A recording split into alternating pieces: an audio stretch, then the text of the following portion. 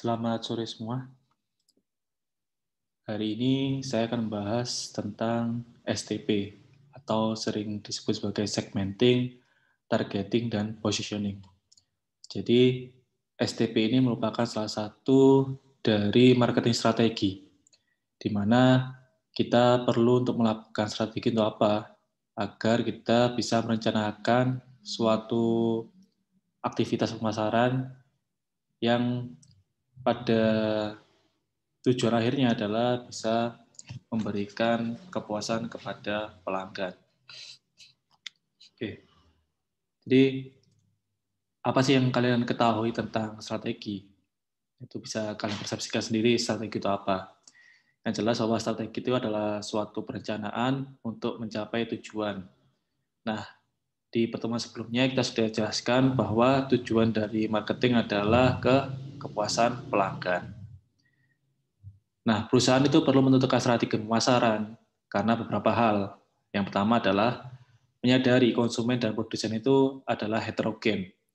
Heterogen ini artinya adalah beragam. Kalau homogen itu seragam, kalau heterogen ini beragam. Artinya para konsumen ini memiliki suatu persona yang berbeda-beda antara satu konsumen dengan konsumen lainnya. Sehingga perusahaan perlu untuk melakukan strategi di dalam suatu perencanaan pemasaran. Yang kedua adalah mengenali keberagaman konsumen. Nah, keberagaman konsumen ini perlu kita kenali agar kita bisa memberikan suatu produk yang sesuai dengan permintaan dari konsumen. Lalu yang ketiga adalah membuat produk. Yang keempat adalah mengkategorikan konsumen. Jadi dengan kita menentukan strategi pemasaran, itu kita dapat mengkategorikan konsumen. Persona A, persona B, persona C. Nah, hal tersebut juga akan memudahkan kita yang nantinya akan melakukan perencanaan dalam suatu strategi pemasaran. Lalu yang terakhir adalah menjual dan mempromosikan produk. Tentu kita dalam melakukan bisnis, utamanya di dalam pemasaran, maka sudah menjadi flow yang ada di dalam bisnis bahwa kita akan melakukan penjualan dan juga promosi produk. Nah, kapan pelaksanaan suatu strategi tersebut? Nah, untuk kapannya itu kita bisa mengkategorikan dalam dua hal. Yang pertama adalah ketika kita belum memiliki produk. Artinya ketika kita belum memiliki produk, masih dalam tahap perencanaan untuk buat satu produk, kita bisa menentukan suatu produk tersebut, strateginya seperti apa.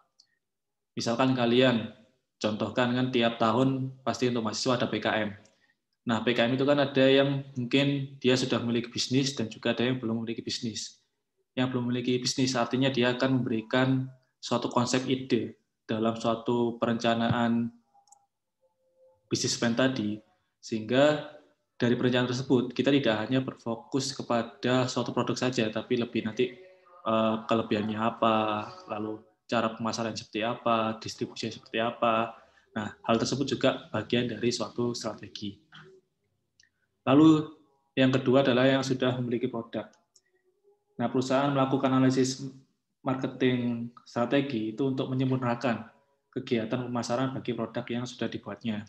Artinya sebelumnya dia sudah memiliki strategi. Nah, ketika kita melakukan suatu bisnis yang sudah berjalan, lalu ada satu hal yang mungkin ada terjadi problem, misal penjualan menurun, permintaan menurun, maka hal itu akan kita analisis lagi dari sisi strategi produknya.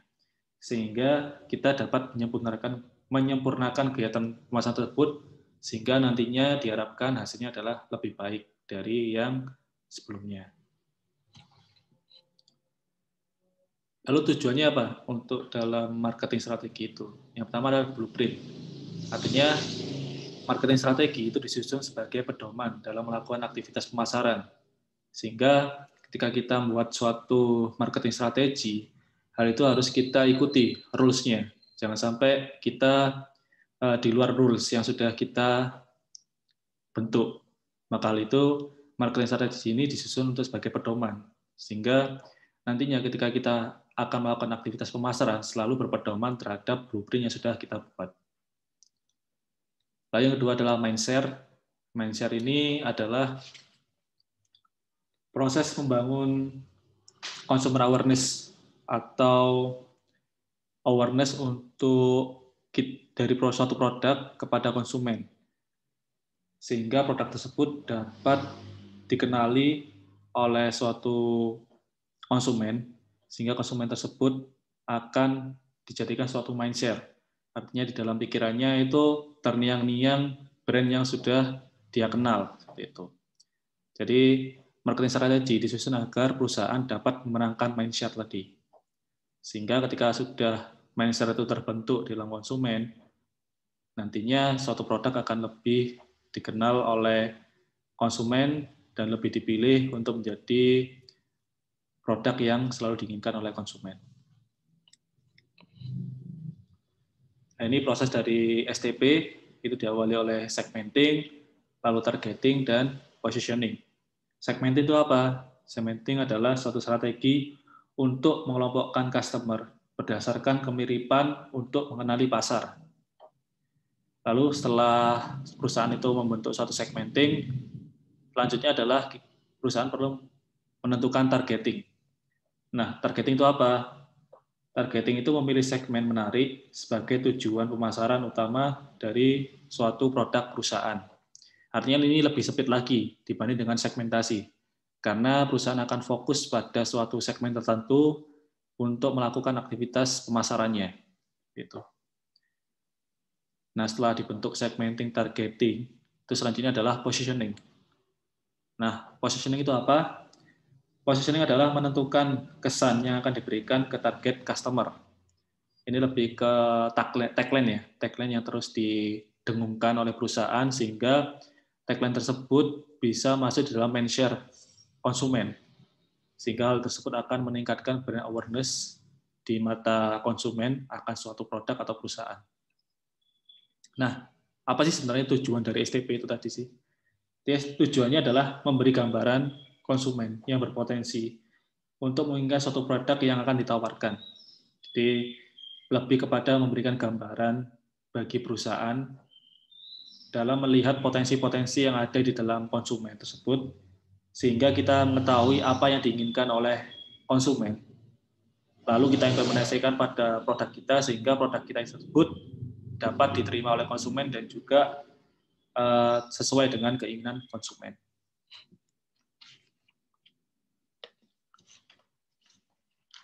Oke, ini lebih dalam ya. Tadi kan hanya sekilas saja. Jadi STP itu apa?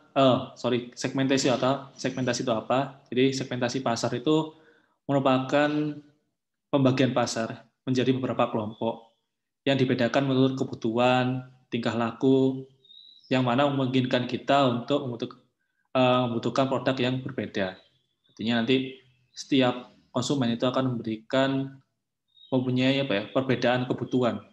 Misal dari sisi tingkah laku seseorang yang mungkin lebih boros itu pasti akan berbeda kebutuhannya dengan tingkah laku konsumen yang berhemat.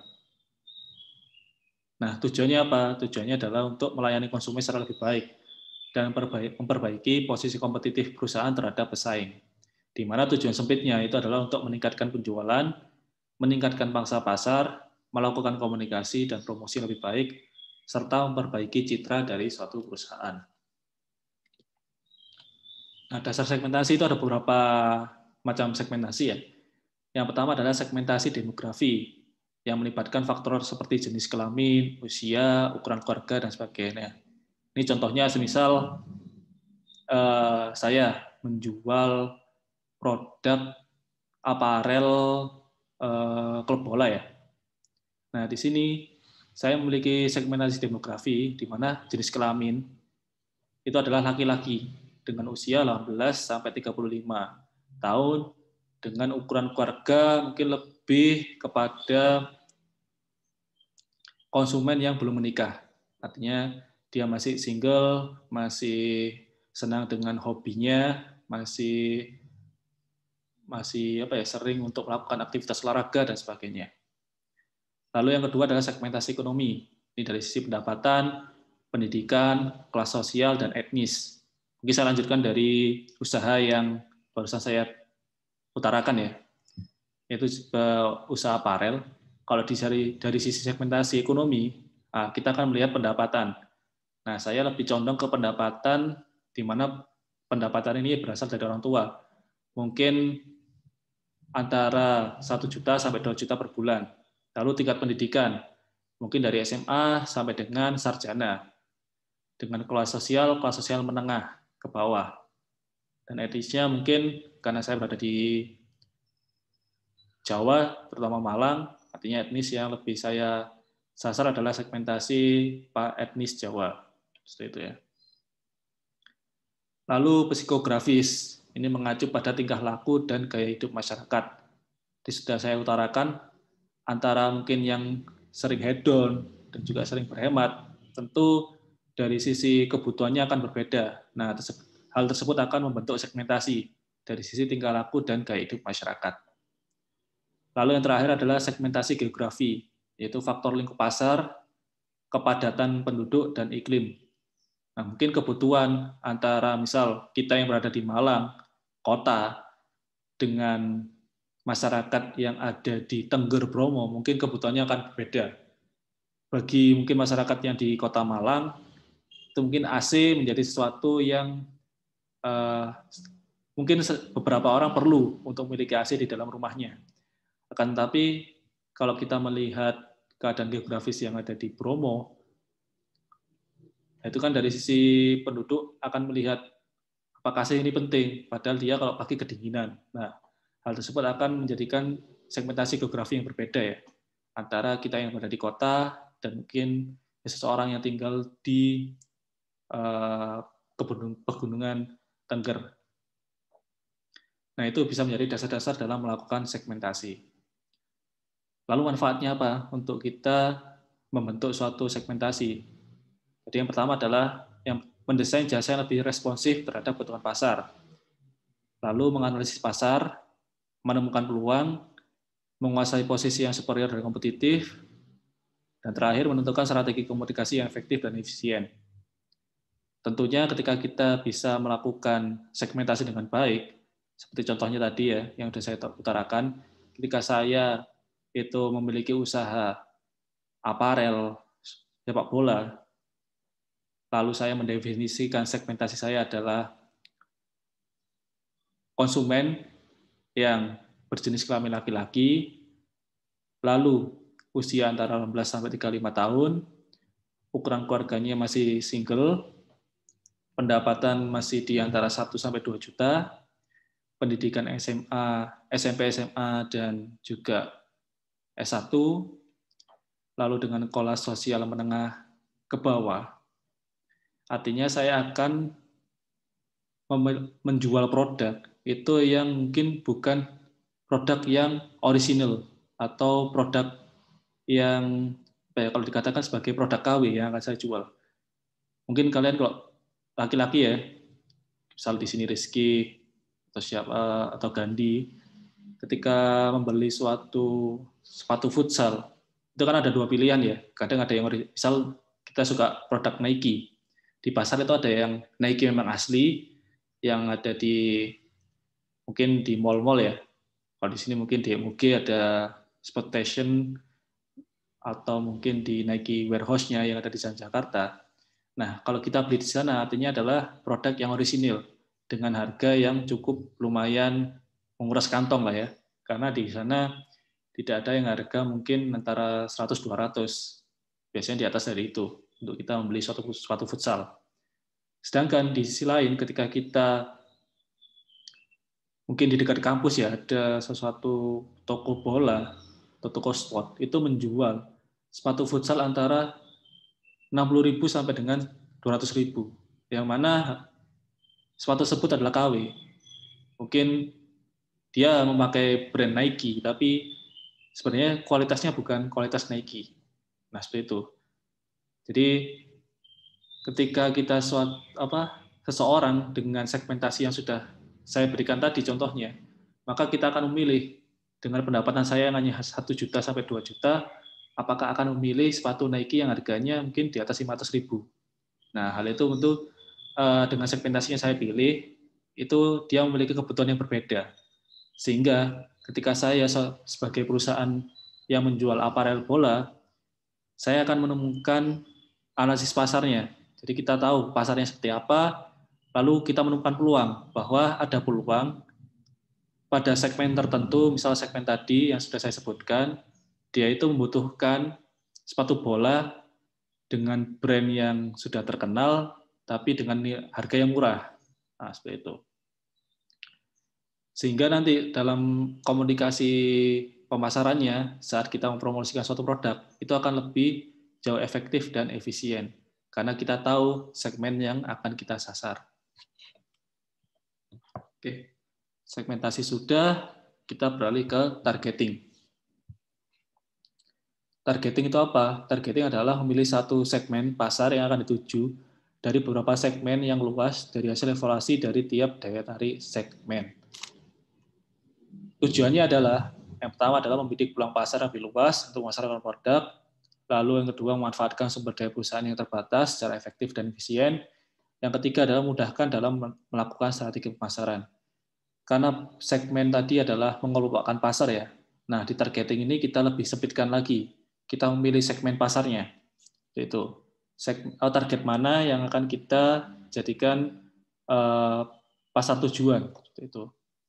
Misal tadi ya, ada saya di aparel bola lagi ya, saya contohkan, ada segmen A, itu dia laki-laki, umur 18 sampai 35 tahun, lalu memiliki pendapatan antara 1 juta sampai 2 juta. Yang selanjutnya dia adalah menyukai beberapa brand, misal Nike, Adidas, tapi dia tidak memiliki daya beli untuk membeli barang tersebut secara ori. Lalu ada segmen kedua, dia sama-sama laki-laki, dia berumur 18 sampai 35 tahun, lalu dia memiliki pendapatan antara 4 sampai 5 juta. Yang selanjutnya dia suka pada brand-brand yang orisinil. Lalu yang ketiga, itu ada segmen mungkin perempuan, umur 18 sampai 35 tahun, pendapatan mungkin antara 1 juta sampai 2 juta, dia suka produk orisinil. Nah, dari ketiga segmen tadi, kita perlu memilih produk kita itu lebih cocok pada target pasar yang seperti apa. Misal saya toko aparel yang menjual produk sepatu futsal, lalu jersey bola, tapi saya lebih menjual pada menitikberatkan pada harga yang lebih murah. Artinya, saya menjual barang-barang yang KW. Nah, mana segmen tadi yang cocok untuk pasar saya? Maka saya akan lebih milih pasar di segmenting 1, yang mana dia dengan pendapatan 1 sampai 2 juta. Nah, dia suka kepada brand tapi tidak memiliki daya beli untuk membeli harga brand tersebut yang orisinil, maka dia akan beli yang KW. Nah, itu adalah menjadi target saya. Sehingga ketika saya sudah memilih target tadi di segmen pertama, saya akan lebih mudah. Karena apa? Karena saya tidak bingung untuk memilih pasarnya, karena pasar saya sudah terbentuk orang-orang yang dengan persona ke-1 tadi. Sehingga hal tersebut dapat memudahkan saya dalam melakukan strategi pemasaran. Baik dalam hal komunikasi, lalu memberikan suatu program loyalitas bagi konsumen dan sebagainya. Itu lebih memudahkan ketika kita tahu target pasar kita siapa. Nah, cara menentukan target pasarnya seperti apa? Yang pertama adalah diferensiasi segmen. Itu bidang usaha yang membedakan segmen pasar sehingga perusahaan menyediakan kebutuhan produk berbeda untuk tiap segmen yang berbeda pula, disesuaikan dengan kebutuhan tiap segmen dan memberikan berbagai varian dari produk yang ditawarkan. Ini mungkin relate sama yang tadi sudah saya contohkan ya, dari beberapa segmen yang ada 3 segmen tadi yang sudah saya contohkan. Maka tiap segmen tadi tentu memiliki suatu kebutuhan yang berbeda. Mungkin segmen pertama dia tidak memiliki daya beli, sehingga dia memiliki yang KW, lalu yang segmen kedua, dia memiliki daya beli, sehingga dia condong untuk membeli produk-produk yang orisinil. Lalu yang ketiga, di perempuan ya, mungkin dia adalah pemain futsal perempuan, atau dia mungkin ingin membelikan pacarnya untuk hadiah, dan sebagainya. Nah, itu tentu permintaan dan kebutuhannya berbeda-beda antar tiap segmen, sehingga kita perlu melakukan diferensiasi dari tiap-tiap segmen. Lalu yang kedua adalah undiferensiasi segmen, di mana bidang usaha yang tidak membedakan segmen pasar. Artinya segmen pasarnya sama semua kayak gitu. Itu seperti mungkin Aqua ya. Produk Aqua itu kan segmennya mungkin semua masyarakat ya, seperti itu. Lalu ada concentrate marketing, jadi perusahaan berkonsentrasi melayani kebutuhan dalam kelompok tertentu, karena tidak semua orang bisa menikmati produk yang tersedia. Artinya dia memiliki konsentrasi dalam produknya. Semisal dia produk jasa yang melayani jasa digital marketing, yang berfokus pada social media marketing plan. Jadi dia akan lebih konsentrasi kepada perencanaan dalam sosial media. Nah, itu kan menjadi concentrate marketing. Artinya dia fokus kepada satu spesialisasi kemampuan yang dimiliki dari jasa perencanaan sosial media tadi. Lalu yang keempat adalah market coverage strategy, yaitu merupakan strategi yang dilakukan dengan menggunakan sistem membership serta produk tidak jual bebas hanya di toko sendiri, sehingga dapat memudahkan konsumen dan produsen. Nah, ini mungkin beberapa produk ya dulu kecantikan itu ya. Itu sistemnya membership dan produknya tidak terjual bebas mungkin di convenience store seperti Alfamart, Indomaret atau di Giant dan sebagainya. Nah, itu adalah market coverage strategy. Nah, selanjutnya kita beralih pada positioning. Jadi positioning itu apa? Positioning adalah menciptakan, mengkomunikasikan, dan mempertahankan perbedaan khas yang akan diperhatikan dan diingat oleh pelanggan. Nah, ini ada saya contohkan, misal di dalam suatu Indomaret ya, kan ada beberapa brand. Nah, brand-brand tersebut pastinya akan membentuk suatu ciri khas yang berbeda-beda, sehingga dia akan memberikan awareness tertentu dalam suatu produk. Nah, ini saya contohkan misal ketika kita belanja ya, belanja di e-commerce, di marketplace lah. Itu kan kalau kita mau belanja secara online itu ada Lazada, ada Zalora, lalu ada Shopee, lalu ada Tokopedia, ada Bukalapak, dan sebagainya. Yang mana kesemuanya memiliki perbedaan yang khas, yang dilakukan oleh perusahaan dalam suatu strategi untuk dia bisa memberikan suatu perbedaan agar konsumen tersebut ingat akan suatu produk. Saya contohkan, misal Shopee. Shopee itu adalah yang sering diingat, itu adalah ongkos kirim gratisnya ya, ongkir gratis. Di mungkin ada subsidi ongkir itu kalau nggak salah dulu 20.000. Jadi semisal Malang Jakarta itu 27.000. Nah, kalau saya pakai Shopee, saya hanya kena 7.000. Nah, di sini adalah memperlihatkan bahwa Shopee memiliki perhatian yang mana hal tersebut diingat oleh konsumennya adalah sebagai marketplace yang menawarkan ongkir gratis. Lalu yang selanjutnya adalah Tokopedia. Nah, kalau Tokopedia apa?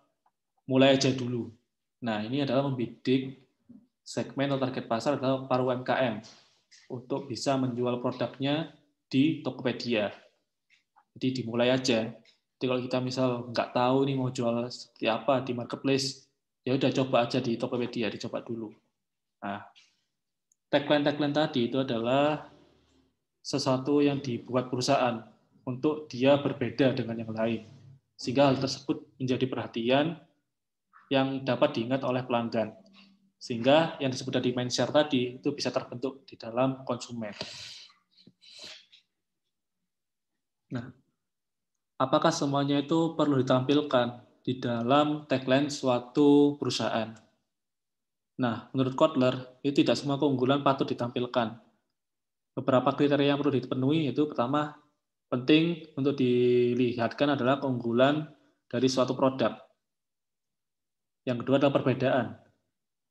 Jadi belum ada pesaing yang menawarkan suatu produk, nah kita hadir di sana. Artinya kita memiliki warna yang lain di dalam pasar. Lalu keunggulan dibandingkan pesaing, nah itu perlu ditampilkan dalam suatu tagline. Lalu dapat dikomunikasikan, artinya dapat menjadi perhatian pembeli atau calon pembeli. Nah, kalau semisal produk yang Anda jual itu adalah pelopor dalam suatu industri tersebut, maka kalian bisa menjadikan hal tersebut sebagai sesuatu yang perlu ditampilkan. Lalu tidak mudah ditiru, terjangkau, dan menguntungkan. Kalau di contoh perusahaan perbankan, itu apa yang dijadikan tagline atau sebagai keunggulan yang perlu ditampilkan dalam positioning? Yang pertama adalah keamanan finansial, kenyamanan, cepat dan menyenangkan, ketersediaan kredit, dan jaringan yang luas. Nah, tentunya tidak semua bank memiliki suatu kelebihan tersebut. Mungkin ada beberapa saja. Misal kenyamanan dan cepat itu bank apa, lalu keamanan dalam hal transaksi dan ketersediaan kredit itu bank apa, tentu akan berbeda-beda. Jadi ketika kita menentukan suatu strategi, tentunya kita akan melakukan business review dulu. Business review sudah saya jelaskan di pertemuan sebelumnya, itu melihat aspek bisnis di dalam existing-nya. Jadi sekarang kondisi perusahaan seperti apa, ada peluang apa, lalu kita lihat SWOT analisisnya. Selanjutnya, setelah itu sudah selesai, kita akan beralih ke strategi selanjutnya, yaitu segmenting, targeting, dan positioning. Di mana segmenting ini adalah mengidentifikasi kebutuhan dan segmen market, di mana nantinya output-nya apa? Adalah market segment definition, atau definisi pasar segmen pasarnya. Lalu pengembangan persona ini artinya seperti tadi ya, persona di segmen 1, segmen 2, dan segmen 3. Lalu customer experience, jadi apa yang ditawarkan untuk pengalaman konsumen. Lalu setelah kita mengetahui pasar seperti apa, kita akan menganalisis dari sisi permintaannya dengan kita melakukan target marketing, mengevaluasi dan memilih target segmen mana yang kita pilih. Sehingga nanti output-nya adalah targeting dari segmen-segmen yang ada, lalu melihat bagaimana customer life cycle-nya. Nah, selanjutnya kita beralih ke melihat secara internal dan juga eksternal, di mana secara internal kita akan menganalisis kelebihan dan kelemahan kita apa, lalu kita juga melihat dari sisi eksternal kompetitor seperti apa. Nah, di mana hal tersebut kita perlu melakukan identifikasi dari suatu segmen sehingga kita dapat melakukan aktivitas pemasaran yang lebih baik. Nah, ini akan melihat output-nya adalah core brand proposition, online value proposition, online marketing mix, life cycle brand development and proposition messaging. Yang mana ketika sudah melakukan STP tadi, kita bisa membuat suatu perencanaan dengan mengembangkan resource yang sudah ada atau sumber daya yang sudah ada untuk melakukan planning. Nah, contoh dari STP, ini saya contohkan adalah perusahaan jasa di bidang transportasi. Kalau kemarin saya contohkan itu adalah Bluebird sebagai taksi yang nyaman, lalu memiliki jaringan yang luas. Nah, sekarang saya contohkan transportasi di bidang penerbangan ya, itu AirAsia. Mungkin kalau beberapa tahun terakhir itu sempat hype ya, karena ada pesawat dari Surabaya ke Singapura yang jatuh di perairan Pangkalan Bun kalau nggak salah. Nah, AirAsia ini memiliki citra penerbangan yang efisien dan berbiaya terjangkau, atau disebut sebagai low cost carrier. Jadi penerbangannya itu lebih kepada fokus pelayanan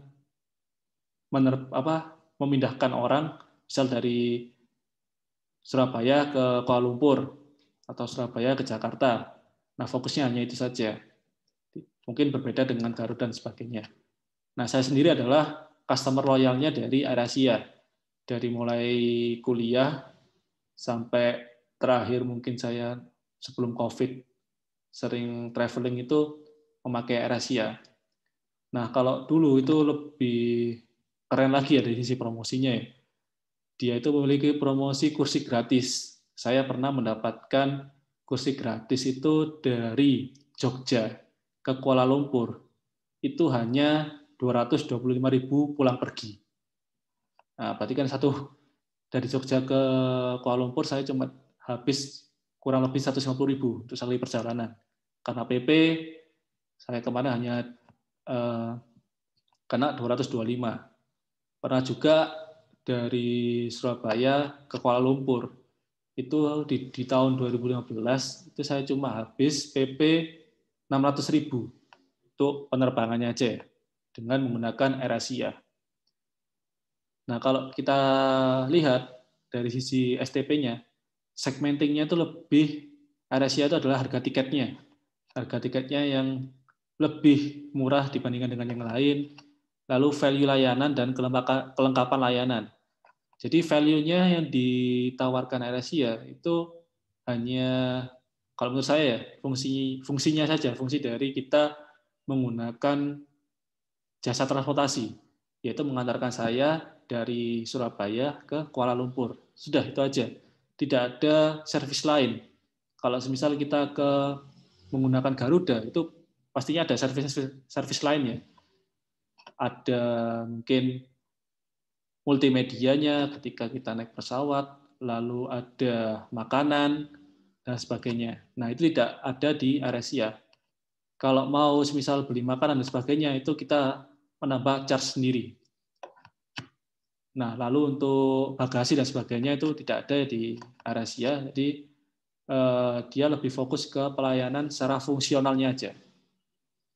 Lalu targetnya itu adalah pelancong yang ingin berlibur dengan murah. Nah, itu saya termasuk di target pasarnya AirAsia.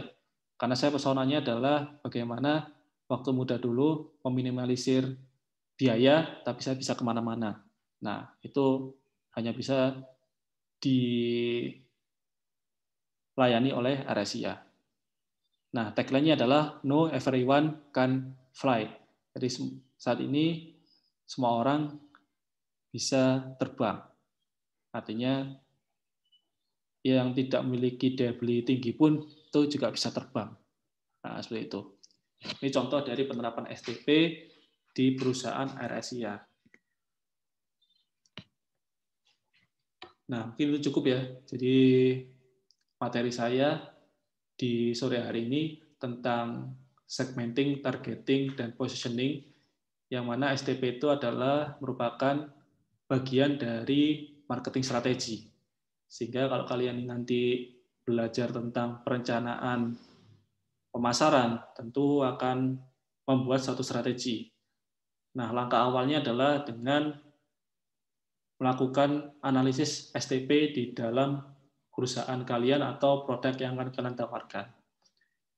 Nah, sekarang saya kasih tugas, di mana tugas ini adalah sebagai juga presensi kehadiran pada pertemuan kali ini. Jadi ini ada segmentasi ya, segmentasi pasar, ada segmentasi 1, segmentasi 2, dan segmentasi 3. Nanti untuk kalimatnya bisa kalian baca sendiri. Nah, pertanyaan pertama, ini kan ada perkenalan ya, Romeo dengan persona yang bisa kalian baca di sini. Nah, Romeo ini itu masuk di segmentasi nomor berapa? Nomor 1-kah, nomor 2-kah, nomor 3? Nah, itu bisa kalian langsung tulis di lembar jawaban kalian. Soal nomor 1, Romeo itu masuk di segmentasi yang mana? Selanjutnya adalah nomor soal kedua, itu adalah Joko. Dengan personanya tadi, dia masuk di segmentasi nomor berapa? 1, 2, atau 3? Nah, itu bisa kalian pilih dan bisa langsung kalian tulis. Nomor 3, selanjutnya, Budi. Nah, ini masuk di segmentasi nomor berapa? Segmentasi 1, 2, atau 3. Nah, itu bisa kalian langsung jawab di lembar jawaban kalian. Nah, selanjutnya nomor 4. Ini agak panjang dan juga Anda perlu untuk menonton videonya di YouTube. Itu adalah web series di channel Bank BRI. Pakai Hati season yang pertama. Itu kalau tidak salah ada 4 episode. dari 1, 2, 3, dan 4. Nah, itu nanti kalian bisa tonton, lalu bisa kalian review web service-nya seperti apa, kalian ceritakan dari sisi hal permasalahan yang kalian dapatkan itu apa saja dalam video tersebut, dan terakhir tentukan STP dari produk tersebut, di mana produknya ini adalah produk KUR ya, kredit usaha rakyat. Nah, itu tentukan STP-nya dari sisi segmenting, targeting, dan positioning. Nah, semuanya itu bisa terangkum di dalam web series Pakai Hati ini. Jadi, kalau bisa ditonton dari session Pakai Hati yang session pertama, episode 1 sampai dengan episode 4. Nah, nanti dikumpulkannya kapan? Dikumpulkannya adalah 24 jam dari video ini di-upload dalam grup WA. Misal nanti saya upload di jam 6, berarti nanti batas pengumpulannya adalah besok jam 6 sore. Oke, seperti itu ya. Jadi dipahami, ada tugas untuk sebagai presensi, nanti ada 4 soal, yang 1, 2, 3 itu lebih ke memilih segmen target mana, yang keempat ini adalah mereview video dan menentukan STP dari produk ini. Oke, kurang lebihnya itu. Terima kasih atas perhatiannya. Selamat bertemu di pertemuan selanjutnya, nanti via Zoom lagi ya. Terima kasih.